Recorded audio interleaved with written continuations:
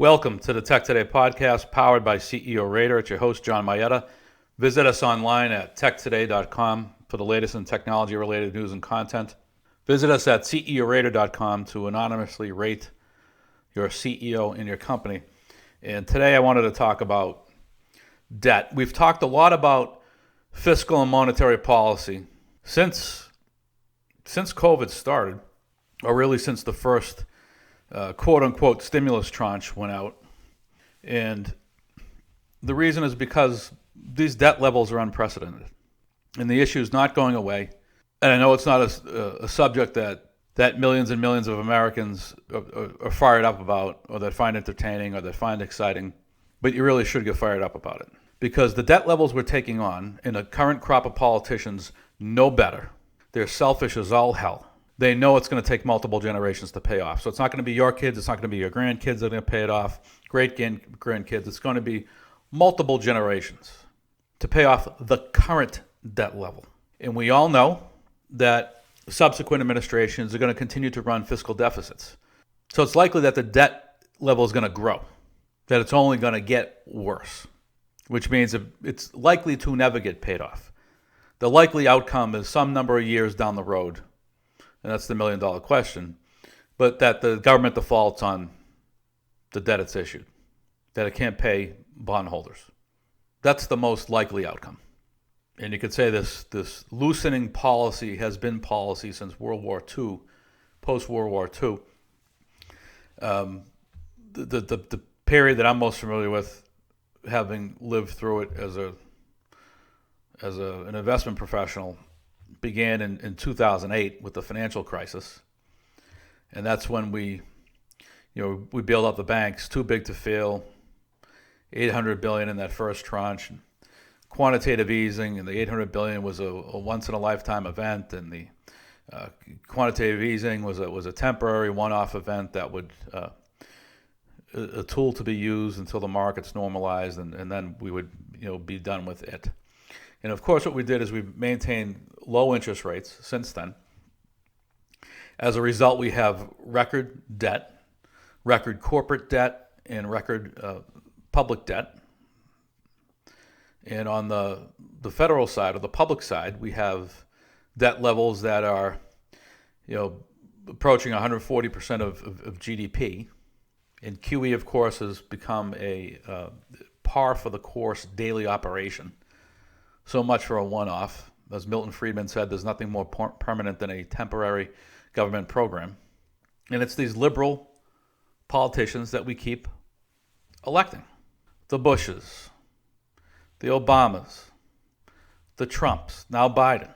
Remember when Trump, the $2 trillion tranche, which was supposed to be a once-in-a-lifetime event. Oh, we're doing $2 trillion. It feels like overkill, but we're doing this, said former Treasury Secretary Mnuchin, because once we roll out this $2 trillion stimulus, we'll never need to do anything like it again. This will take care of everything.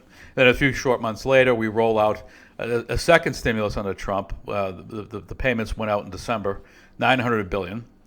So that brought the total up to around $3 trillion. And who knows what these programs will actually cost, right? When the tally is finally completed, it's likely to run higher than what was budgeted, that initial estimate, right? The $2 trillion, the $900 billion, then the 1.9, and now we're talking about 3 to 4 to 5 for an infrastructure program under Biden, which is everything but infrastructure. Infrastructure is a fraction of the program, and I'll do a separate podcast on a breakdown on the proposed bill for infrastructure. I haven't had a chance to go through that yet. So after we do the $900 billion in December, then we do another $1.9 trillion because the economy is going to die without it. So of course, the $1.9 trillion under Biden, the initial $2 billion under Trump, the $900 billion under Trump, doesn't stimulate the economy. It creates inflation.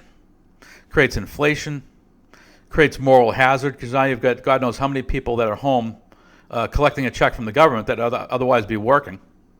And these payments are not going away. I think I said this months ago. I know I said it fairly recently, but I believe I said it maybe back on the first tranche under Trump.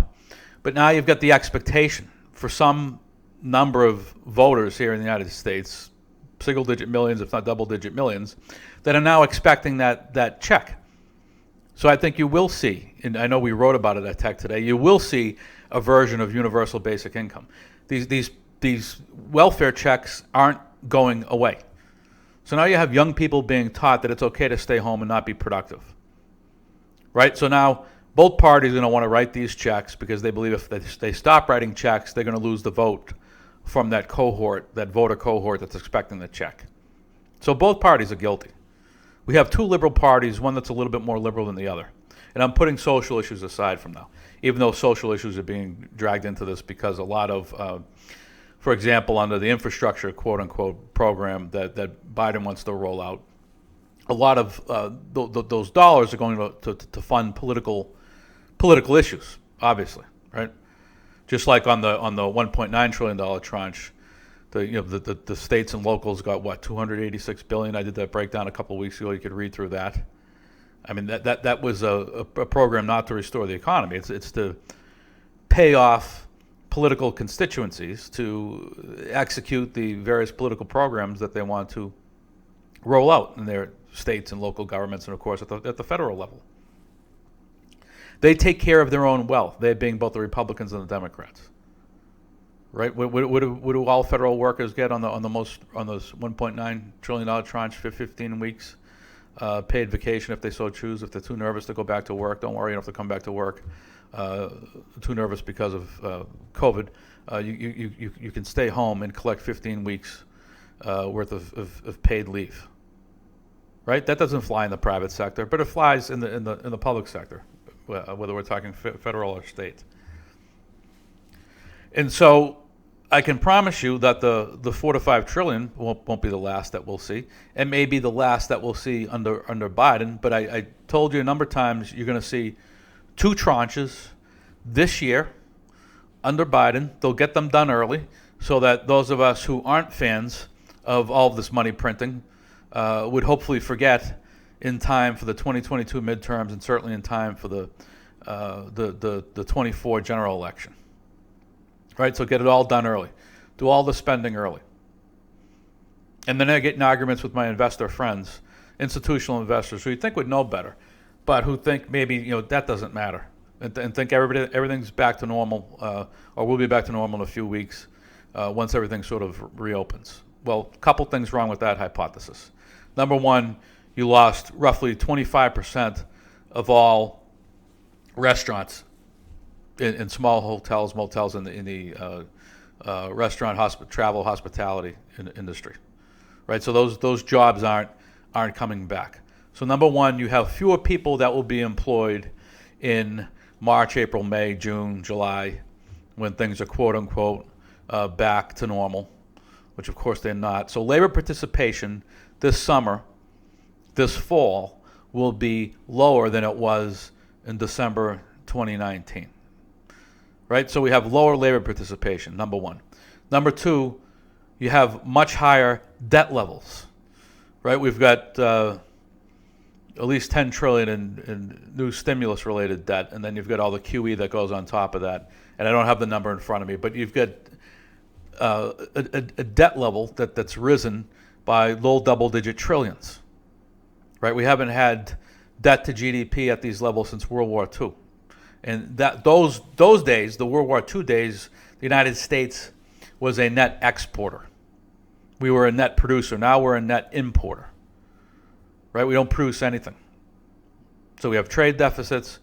We're running a 1 to 2 trillion a year annual fiscal deficit, and then we're doing these quote unquote one-off programs, which aren't one-off. They're adding 3 trillion here, 4 trillion there, 2 trillion there. So we're running at a loss at a time when fewer people are working, at a time when debt's at record levels, and then you got to add in the third leg to the stool, which is higher tax rates. Biden's going to roll out higher corporate and individual taxes. So fewer people working, record debt levels, and higher taxes. How is the economy going to be better and stronger than it was in 2019, 2018, 2017? Right? It's going to be weaker. That's another reason why interest rates will go up. There are some of us out there who, it's not so much, the economy is running hot. It's Jesus Christ. We've got a shitload of debt on the books. Less people are working, and this economy it's built on a mountain of debt. It's a debt-driven economy, and we're not the only ones. And that's the only reason why the dollar hasn't completely plummeted. I think it lost 13% last year. But you've got the euro, all the other central banks are doing the same thing. They're printing like drunken sailors. So the dollar relative to the other countries, we're all making poor decisions at the central bank level. So both monetary policy and fiscal policy is dramatically flawed, given that the default position on both the fiscal side and the monetary side is to, layer on more debt, print more capital to subsidize the new debt issuances, and that's the playbook, right? Which is why I said a month or so ago, and then reiterated a couple of weeks ago, that the Fed's not going to raise rates in the near term. It can't afford to. It can't handle. The country can't handle the debt service expense. So the Fed's going to keep rates low, and not only will they keep the rate low, they'll exercise yield curve control, which I think they're doing. It looks like the 10-year, the 20-year, and the 30-year over the past 4 days has, it's come back in. So you've got to believe that's the Fed out there as a buyer working to cap rates. So you can't print in perpetuity. You can't issue debt in perpetuity, because at some point you're going to pay this stuff back. And at some point you're not going to be able to pay this stuff back. And I feel like we're already there. I think that we've bitten off more than we could chew. And at some point we default. And the dollar crashes. It's that simple. And that's not why Bitcoin's up. My barber isn't invested in Bitcoin because he's concerned with inflation, because he's concerned that the dollar is losing value. It's a speculative asset.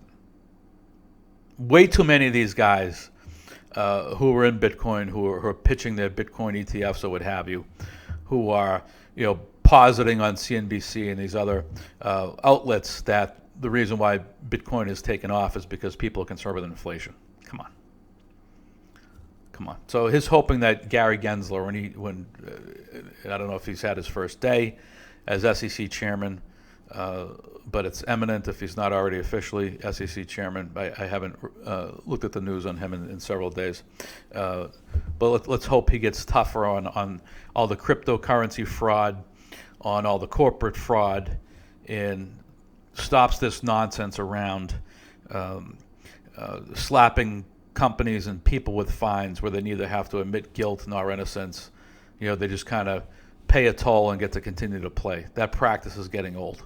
So I'm not hopeful that the Fed will do what it should and get the economy under control. I think we're going to need to have a new chairman before that happens, and I think we're going to have a crisis before that happens. They're going to keep this party running as long as they can, even though it's making it worse by the day. But I'm hoping, I've got fingers crossed, that on the enforcement side, that SEC Chairman Gary Gensler, gets rid of all the froth in the markets, insofar as it's that froth is related to fraud and behavior that even toes the line. We've got too many of these SPAC promoters on the news and on social media promoting their wares and running pump and dumps and things like this, which is just outrageous behavior. So the government clearly at the moment does not care about eradicating fraud from the markets. That's all for now. See you next time.